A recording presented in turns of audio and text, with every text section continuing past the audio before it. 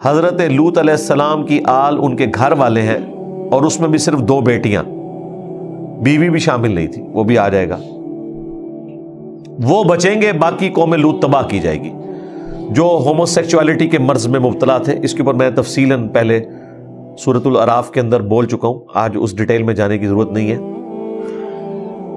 اِنَّا لَمُنَجُّوهُمْ أَجْمَعِينَ، ہم گھر والوں کو سب کے سب کو بچا لیں گے، اہل ایمان کو۔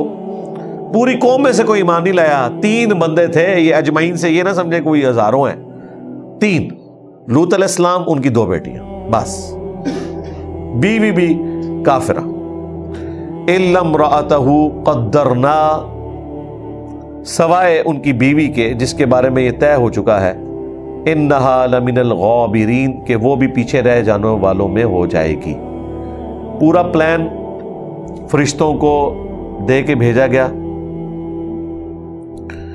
اچھا، اب یہاں پہ اگلا حصہ اس واقعے کا مسنگ ہے جو دوسری جگہ قرآن میں آ چکا، کہ پھر حضرت ابراہیم علیہ السلام جھگڑنے لگے فرشتوں کے ساتھ کہ اچھا تم ساری قوم کو برباد کرنے کے لیے آئے ہو، اور اس میں اللہ تعالیٰ نے فرمایا کہ ابراہیم بڑے نرم دل تھے، لیکن وہ جھگڑے میں تفصیلات کیا ہیں وہ تورات کے اندر آئی ہے۔ حضرت ابراہیم علیہ السلام نے ان سے ڈسکشن کی کہ اچھا اگر 10 بندے بھی اہل ایمان ہوئے نا تو تم نے اس قوم پہ عذاب نہیں لانا۔ اب فرشتوں کو پتا تھا کہ بندے ہی 3 ہیں، ٹھیک ہے، انہوں نے کہا جی وعدہ آپ سے، اگر 10 بندے بھی مومن نکل آئے نا عذاب ٹال دیں گے۔ حالانکہ فرشتوں کی کیا مجال ہے کہ وہ خود سے ڈسیژن کر کے عذاب ٹال سکے، وہ یہ جو وعدہ کر رہے تھے، تو حضرت ابراہیم کو بھی فوراً پتا چل گیا کہ یہ جو میرے ساتھ اپنی اتنی فریکنس شو کر رہے ہیں تو یقیناً لگتا ہے کوئی اس طرح کا معاملہ نہیں۔ پھر انہوں نے 5 پہ بات کی، انہوں نے کہا ٹھیک ہے جی، ابراہیم علیہ السلام کو کہا، انہوں نے کہا آپ خلیل اللہ ہیں، آپ کی بات رکھیں گے، تھوڑی زبان رکھیں گے، 5 بھی نکل آئے نا تو عذاب نہیں بھیجیں گے۔ وہ 5 بھی نہیں نکلے، 3 نکلے۔ تو اللہ تعالیٰ نے مختصراً اس واقعے کا ذکر قرآن میں بھی کیا ہے جو تورات میں آیا کہ ابراہیم علیہ السلام بڑے نرم دل تھے، وہ فرشتوں سے جھگڑنا شروع ہو گئے۔ خیر، اب یہ فرشتے جو ہیں وہ پہنچ گئے ہیں حضرت لوط علیہ السلام کے پاس۔ فَلَمَّا جَاءَ آلَ لُوطٍ الْمُرْسَلُونَ، تو جب یہ فرشتے انسانی شکل میں آئے لوط علیہ السلام کے خاندان میں، یعنی آپ کے گھر آئے، مہمان بنے، آؤٹ سائڈر تھے، اور لوط علیہ السلام بڑے مہمان نواز تھے، انہوں نے انہیں اپنے گھر میں رکھا، اور لوط علیہ السلام کو بھی یہ نہیں پتا کہ یہ فرشتے ہیں۔ دیکھیں، وہاں ابراہیم علیہ السلام کو نہیں پتا، یہاں لوط علیہ السلام کو بھی نہیں پتا۔ اور لوط علیہ السلام جو ہیں یہ بھتیجے ہیں حضرت ابراہیم کے، ایک ہی زمانے میں۔ سورۃ العنکبوت میں آیا کہ ایک لوط ایمان لے کر آیا ابراہیم کے اوپر۔ ابراہیم علیہ السلام پہ سب سے پہلے جنہوں نے تصدیق کی ان کے پیغمبر ہونے کی وہ لوط علیہ السلام تھے، اور پھر اللہ تعالیٰ نے انہیں بھی پیغمبر بنا دیا۔ اللہ کے علم میں تو ہمیشہ سے تھے، لیکن ایک ظاہری سبب تو بنتا ہے۔ تو پھر وہ اللہ تعالیٰ کی طرف سے آمورا کی جو بستی تھی جو ڈیڈ سی کے کنارے، وہاں آئے۔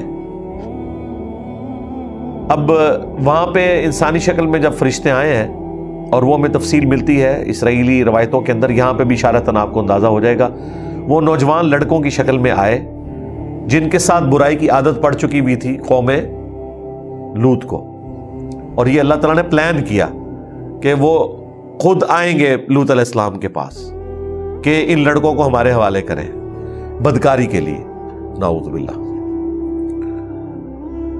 قال انکم قوم منکرون، تو حضرت لوط علیہ السلام نے کہا کہ تم اجنبی لوگ معلوم ہوتے ہو، مہمان ہو تم۔ اب لوط علیہ السلام پریشان تھے کہ یار یہ لڑکوں کی شکل میں اتنے سارے لڑکے آئے ہیں، مدرسے کے اسٹوڈنٹ، تو کہیں مولویوں کے ٹائے نہ چڑھ جائیں۔ ظاہر ہے ایک پیغمبر نے اسی طریقے سے سوچنا ہے، ان کی قوم یہی کام کر رہی تھی، تو بڑے پریشان ہوئے۔ ان کا تم لوگ اجنبی معلوم ہوتے ہو، تمہیں پتہ ہی نہیں ابھی علماء کے ہاتھ نہیں لگے ہوئے۔ اللہ اکبر۔ قالوا بل جئناک بما كانوا فیہ یمترون، تو فرشتوں نے کہا ہم اجنبی نہیں ہیں بلکہ ہم وہ چیز لے کے آئے ہیں جس کے بارے میں آپ کی قوم آج تک شک میں مبتلا تھی۔ یہاں پہ تو وہ الفاظ مسنگ ہیں جو دوسری جگہ قرآن میں آیا ہے یہ فوراً نہیں فرشتوں نے اپنا تعارف کروا دیا. وہاں پہ الفاظ ہیں, لوط علیہ السلام نے کہا کاش میرے پاس کوئی مضبوط قلعہ ہوتا, میں اپنے مہمانوں کی حفاظت کر لیتا, ان بچوں کی حفاظت کر لیتا علماء کرام سے, انورٹڈ کاماز میں, اپنی قوم کے لوگوں سے.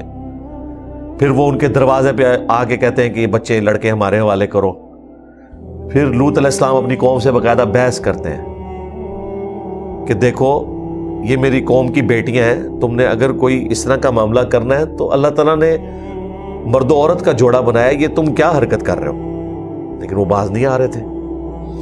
تو وہاں پہ لوط علیہ السلام نے بڑے درد سے کہا کاش میرے پاس کوئی ایسا قلعہ ہوتا کہ میں اپنے مہمانوں کی حفاظت کر لیتا. جب اس پوائنٹ پہ پہنچے لوط علیہ السلام کی پریشانی دیکھی, پھر فرشتوں نے کہا حضرت پریشان نہ ہو, ہمارے ساتھ انہوں نے کیا کرنا ہے, ہم ان کے ساتھ جو کرنے آئے ہیں وہ دیکھیں ہم ان کے ساتھ کیا کرتے ہیں. ہم تو فرشتے ہیں جو انسانی شکل میں آئے ہیں. وَأَتَيْنَاكَ بِالْحَقِّ, اور ہم لے آئے ہیں حق. وَإِنَّا لَصَادِقُونَ, اور بے شک ہم آپ سے سچ کہہ رہے ہیں, یعنی ہم ان کے لیے عذاب کا فیصلہ لے کر آئے ہیں اللہ تعالیٰ کی طرف سے. فَأَسْرِ بِأَهْلِكَ بِقِطْعٍ مِّنَ اللَّيْلِ, تو آپ اپنے اہل خانہ کو, اپنے گھر والوں کو رات کے حصے میں لے کر نکلے. وَاتَّبِعْ أَدْبَارَهُمْ, اور آپ نے خود پیچھے پیچھے چلنا ہے, اپنے گھر والوں کو آگے آگے چلانا ہے. وَلَا يَلْتَفِتْ مِنْكُمْ أَحَدٌ, اور دیکھیں آپ کے اہل خانہ میں سے کوئی بھی پیچھے مڑ کے نہیں دیکھے گا. ظاہر پیچھے سے چیخوں کی آواز آ رہی تھی, آسمان سے پتھر برس رہے تھے. وَامْضُوا حَيْثُ تُؤْمَرُونَ, اور آپ نے وہاں تک چلتے رہنا ہے جہاں تک اللہ کا حکم ہے, رکنا نہیں ہے آپ نے. اللہ اکبر. وَقَضَيْنَا إِلَيْهِ ذَلِكَ الْأَمْرِ, اور ہم نے وحی کے ذریعے لوط علیہ السلام کو اپنا فیصلہ سنا دیا. کیا؟ أَنَّ دَابِرَ هَؤُلَاءِ مَقْطُوعٌ مُصْبِحِينَ, کہ صبح ہوتے ہی آپ کی قوم کی جڑ کاٹ کر رکھ دی جائے گی, ان کو تباہ و برباد کر دیا جائے گا. اب وہ الفاظ بھی آگے ہیں جو میں نے کچھ ذکر کیے, وہ یہاں پہ بھی آ رہے ہیں.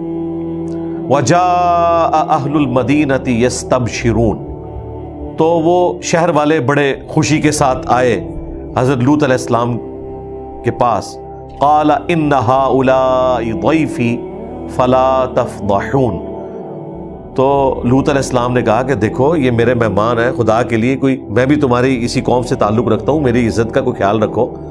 جو تم منہ کالا کرتے ہو وہ اپنا جو معاملہ چلا رہے ہو وہ تو چلاتے رہو, جو تم نے جہنم کمانی ہے, لیکن میرے مہمانوں کے ساتھ تو یہ کچھ نہ کرو. وَاتَّقُوا اللَّهَ وَلَا تُخْزُونَ, اور اللہ سے ڈرو اور مجھے اپنے مہمانوں کے سامنے اس طرح رسوا نہ کرواؤ. قَالُوا أَوَلَمْ نَنْهَكَ عَنِ الْعَالَمِينَ, تو آگے سے دیکھیں قوم کیا کہہ رہی ہے, کیا ہم نے تمہیں پہلے منع نہیں کیا سارے جہان والوں کی طرفداری کرنے سے.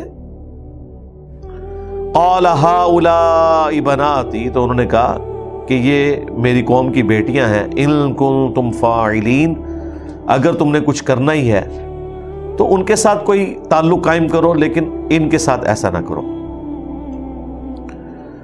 لَعَمْرُكَ إِنَّهُمْ لَفِي سَكْرَتِهِمْ يَعْمَهُونَ, اے محبوب مجھے تیری زندگی کی قسم, وہ لوگ اپنی طاقت کے نشے میں مست ہو چکے تھے اور بہک گئے تھے. فَأَخَذَتْهُمُ الصَّيْحَةُ مُشْرِقِينَ, اور صبح جب سورج نکل رہا تھا, اشراق کا وقت تھا, تو ان کو ایک سخت کڑک نے آ لیا. فَجَعَلْنَا عَالِيَهَا سَافِلَهَا, پس ہم نے ان کی بستی کو زیر و زبر کر کے رکھ دیا, تباہ و برباد کر کے رکھ دیا.